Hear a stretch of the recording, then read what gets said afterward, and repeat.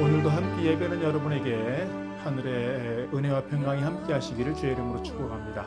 오늘 하루의 삶이 정말 하나님을 기쁘시게 하고 여러분에게 정말 감사할 일이 또 기쁜 일이 많아지는 복된 하루 되시기를 축복합니다.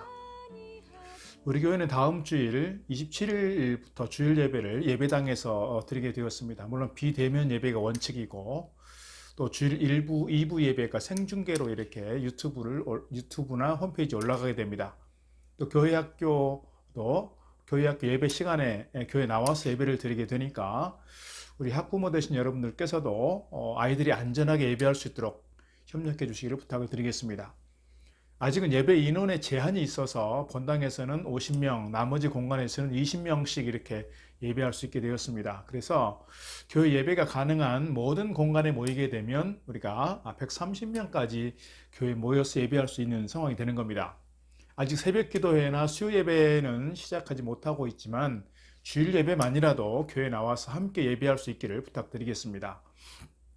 특별히 예배 인원의 제한 때문에 주일 2부 예배의 경우에는 2부 예배 시간에 우리 예배 인원들이 몰릴 수 있어서 특히나 우리 항존직 되신 분들이나 가능하신 분들은 1부 예배에 나오시면 좋겠다, 그런 마음이 있습니다.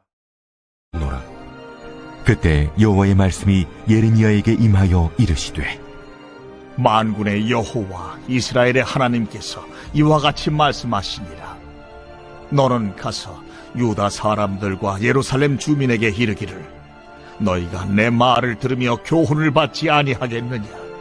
여호와의 말씀이니라. 레갑의 아들 요나답이 그의 자손에게 포도주를 마시지 말라 한 그 명령은 실행되도다.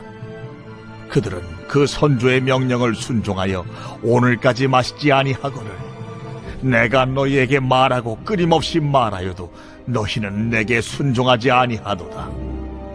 내가 내 종 모든 선지자를 너희에게 보내고 끊임없이 보내며 이르기를 너희는 이제 각기 악한 길에서 돌이켜 행위를 고치고 다른 신을 따라 그를 섬기지 말라. 그리하면 너희는 내가 너희와 너희 선조에게 준 이 땅에 살리라 하여도 너희가 귀를 기울이지 아니하며 내게 순종하지 아니하였느니라. 레갑의 아들 요나답의 자손은 그의 선조가 그들에게 명령한 그 명령을 지켜 행하나 이 백성은 내게 순종하지 아니하도다. 그러므로 만군의 여호와 이스라엘의 하나님께서 이와 같이 말씀하시니라. 보라, 내가 유다와 예루살렘의 모든 주민에게 내가 그들에게 대하여 선포한 모든 재앙을 내리리니 이는 내가 그들에게 말하여도 듣지 아니하며 불러도 대답하지 아니함이니라 하셨다 하라. 예레미야가 레갑 사람의 가문에게 이르되 만군의 여호와 이스라엘의 하나님께서 이와 같이 말씀하시기를 너희가 너희 선조 요나답의 명령을 순종하여 그의 모든 규율을 지키며 그가 너희에게 명령한 것을 행하였도다. 그러므로 만군의 여호와 이스라엘의 하나님께서 이와 같이 말씀하시니라. 레갑의 아들 요나답에게서 내 앞에 설 사람이 영원히 끊어지지 아니하리라 하시니라. 오늘 본문의 말씀은 예레미야 35장 12절로 19절 말씀을 함께 나눌 텐데요. 본문 말씀 먼저 읽고 나누도록 하겠습니다. 오늘 본문은 구약 이스라엘의 역사 가운데서 바벨론 포로 이전의 상황을 배경으로 하고 있습니다. 이스라엘 유대 족속은 아브라함의 후손이라고 하는 자부심을 갖고 있는데요. 그럼에도 그들은 신앙의 전통을 제대로 개성하지 못한 채 신앙의 형식만을 유지하고 있었습니다. 실제로는 하나님보다 우상신들을 더 섬겼고 신앙적인 가치보다는 세속적인 가치를 더 추구하고 있었습니다. 결국 유대 족속은 하나님의 진노로 바벨론에게 멸망을 당하고 마는 것입니다. 1절 말씀 보게 되면 그때는 바벨론 포로 직전 여호야김의 시대였습니다. 대략 BC 한 602년경으로 추정이 되는데요. 하나님께서 예레미야 선지자를 통해서 경고했지만 안타깝게도 그들은 회개하거나 또 다시금 돌아서거나 그렇게 하지 않았습니다. 불순종하다가 결국 멸망하고 만 것입니다. 그때 예루살렘이 패망한 연대가 BC 586년 입니다. 오늘 본문은 그때를 배경으로 하고 있는데요. 하나님께서 유대 족속에게 마지막으로 호소했던 말씀인 겁니다. 단순히 말씀만 하시지 않고 오늘 특별히 레갑 족속을 들어서 레갑 족속의 신뢰를 들면서 그들의 참 신앙이 무엇인지 지적하고 신앙의 전통을 이어갈 것을 촉구하고 있는 겁니다. 안타깝게도 유다 민족은 이를 듣지 않고 실패했지만 이 레갑 족속의 신앙은 우리에게도 큰 경종을 울리고 있다, 이렇게 말씀드릴 수 있습니다. 그럼 오늘 저와 여러분은 이 말씀을 붙잡고 유다 족속처럼 빛 좋은 게살구 같은 그런 세상의 명문가가 아니라 레갑 족속처럼 정말 하나님께서 인정하시는 신앙의 명문가, 하나님 앞에서 좋은 모범생들로 설 수 있기를 축복하는 것입니다. 예레미야 35장 보게 되면 하나님이 예레미야 선지자에게 특별한 지시를 내립니다. 레갑 족속을 다 불러다가 성전의 한 방에 모으라는 겁니다. 그리고 그들에게 포도주를 권해보라고 하는 겁니다. 어제 보았던 말씀이지만 2절 보니까 그는 레갑 사람들의 집에 가서 그들에게 말하고 그들을 여호와의 집 한 방으로 데려다가 포도주를 마시게 하라 하시니라. 예레미야는 하나님의 명령이니까 이게 도대체 무슨 뜻인지 영문 모르고 그냥 그대로 따라서 순종을 했어요. 레갑 족속은 사실 원래부터 히브리 민족이 아니고 원래는 이방인으로서 겐 족속이라고 부르기도 했습니다. 역대상 2장이나 사사기 1장에서 나오는 말씀드립니다. 여기는 모세의 장인인 이드로가 속해 있는 족속이고요. 그들은 비록 이방인이지만 하나님을 잘 경외하는 유목민으로서 일찍이 출애굽 후에 광야 시대부터 이스라엘에 편입된 사람들이라 이렇게 이해할 수 있습니다. 그 후에 이스라엘이 가나안 땅에 들어온 후에도 이 겐족속은 이스라엘의 일원으로, 이스라엘의 한 부분으로 살아오게 된 것입니다.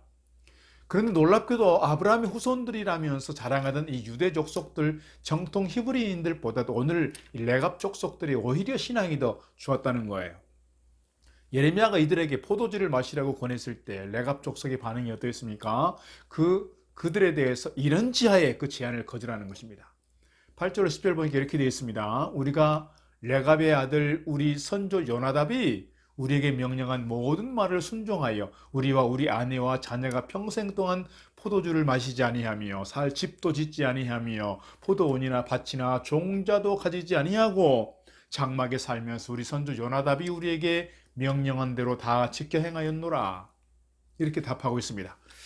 그들의 조상 중에 대표적인 지도자가 누구였냐면 요나답이라고 있었는데요. 그 요나답의 가르침이 있었기 때문에 이거 포도주 마실 수 없다는 거예요. 근데 여기 세 가지입니다. 하나는 포도주를 마시지 않는다, 농사를 짓지 않는다, 집도 짓지 않고 장막에 거처한다, 이런 뜻입니다. 이런 세 가지예요.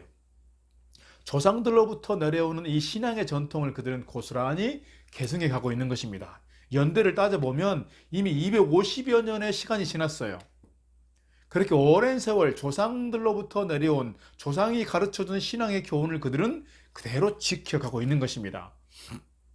여러분, 포도주를 마시지 말라는 게 어떤 의미일까요? 세속에 물들지 말라는 것이고요. 성결을 지키라는 뜻이고요. 집도 짓지 말고 농사도 짓지 말라는 것은 뭐냐면 그들이 가지고 있는 유목민의 특수성을 그들이 감안해야 되겠지만 어쨌든 그들이 순례자로서 단순한 삶을 살라, 이렇게 우리가 이해해 볼 수 있는 겁니다. 천국을 소망하는 사람답게 세상 욕심에 집착하지 말고 세상 그 무엇에 의지하지 말고 검소하고 단순한 삶 살라, 우리가 이렇게 이해해 볼 수가 있는 것입니다. 이런 것들이 얼른 볼 때 뭐 별거 아닌 것 같지만 사실은 굉장한 것이라는 거예요.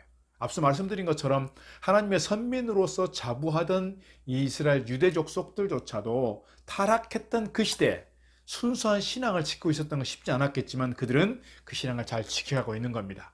특별히 존경할 만한 선지자가 권하는데도 자신들의 신앙 원칙과 다르다고 해서 단호히 포도주를 거절하고 있는 거예요.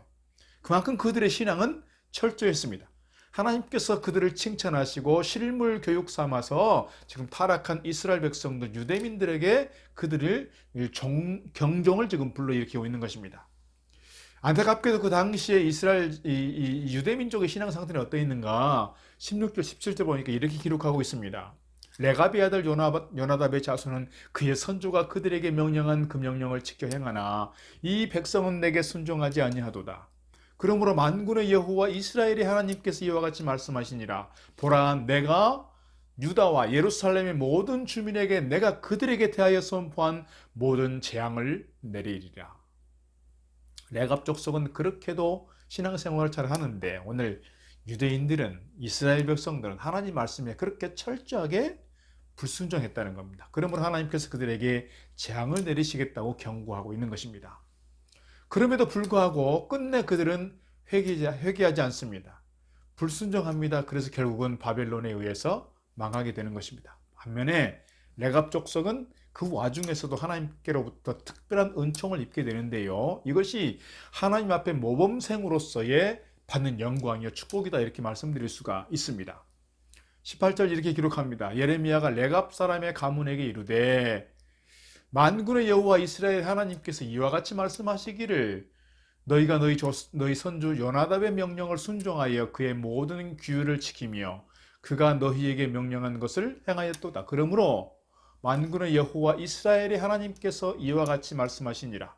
레갑의 아들 요나답에게서 내 앞에 설 사람이 영원히 끊어지지 아니하리라 하시니라. 오늘 우리는 여기에서 중요한 사실을 확인하게 됩니다. 세상의 불신자들은 말할 것도 없고 심지어 신앙의 형식만 갖고 사는 사람들은 다 신앙인들이 아니고 참 신앙인들이 아니고 결코 신앙의 개성을 이어갈 수 없고 신앙의 명문가를 이룰 수 없다는 거예요. 반면에 오늘 레갑 족속처럼 이방인 출신이라도 하나님 앞에서 정말 모범생이 되고 신앙의 전통을 잘 계승해 나아간다면 그들이야말로 진정한 신앙의 명문가가 된다는 것을 우리에게 가르쳐주고 있습니다. 동시에 매우 중요한 원리를 우리가 재확인하게 되는데요. 좋은 신앙의 전통을 이어가면 정말 부모 세대부터 정말 하나님 앞에 좋은 신앙의 모범생이 되어 있다면 자자손입니다. 그러나 좋은 신앙의 전통을 깨뜨리고 나쁜 습관과 전통에 빠지게 되면 망할 수밖에 없다는 것을 우리에게 말해주고 있는 겁니다. 신약 시대에 들어서도 그와 비슷한 일들을 기록하고 있습니다. 사도 바울은 예수를 만나기 전에 유대인의 명문가의 일원이었음을 막 자랑했습니다.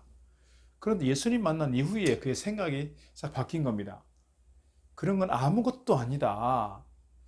세상의 사람들이 자랑하는 그 무엇은 신앙적으로 생각하니까 아무것도 아니라는 거예요. 그래서 참 신앙의 본질을 추구하는 사람이 진짜라고 증거하게 되는 것입니다. 그래서 로마서 2장에서 이렇게 기록하고 있습니다. 28절 무릇 표면적 유대인이 유대인이 아니요 표면적 육신의 할례가 아니니라. 오직 이면적 유대인이 유대인이고 할례는 마음이 할지니 영에 있고 율법 조문에 있지 아니하는 것이라. 그 칭찬이 사람에게서가 아니요 다만 하나님에게서니라. 이렇게 말씀하고 있습니다. 즉 이 표면적 유대인이란 혈통과 할례와 같은 그런 외적인 조건을 자랑하는 유대인으로 가짜 유대인이라고 말할 수 있다면 오직 성령으로 거듭난 참 신앙이 있을 때 하나님께서 인정하시는 진짜 유대인이고 진짜 그리스도인이 될 수 있다고 하는 것입니다. 오늘날도 마찬가지인 것입니다. 교회만 왔다 갔다 한다고 해서 참 그리스도인이 아니라 참 신앙의 본질이 없으면 이름뿐인 명목상의 그리스도인에 불과하다 하는 것을 우리에게 말해주고 있는 것입니다. 그러한 사람들이 가득한 가정, 이 가정은 세상적으로 아무리 잘 나가도 하나님께서 인정하시는 그러한 신앙의 명문가를 결코 이룰 수 없다는 것입니다. 오늘 저와 여러분은 하나님께서 인정하시는 하나님 앞에서의 모범생들로서 신앙의 명문가들을 잘 이루어가기를 주의 이름으로 축복합니다. 우리가 정말 하나님 앞에서 바나가처럼 신앙생활을 하는 것이 아니라 하나님 앞에서 모범생이 되어서 좋은 믿음의 명문 가문을 이루어 가시기를 바라고 하나님께로부터 오는 명예와 영광이 오늘 저 여러분의 가정에 풍성하게 임하기를 축복합니다. 오늘 하루도 주님 안에서 평안하시기를 바라고 성도 여러분의 모든 삶의 과정 속에 하나님 임재하시기를 바라고 하나님의 사랑과 하나님의 은총이 여러분 가운데 풍성하게 임하기를 주의 이름으로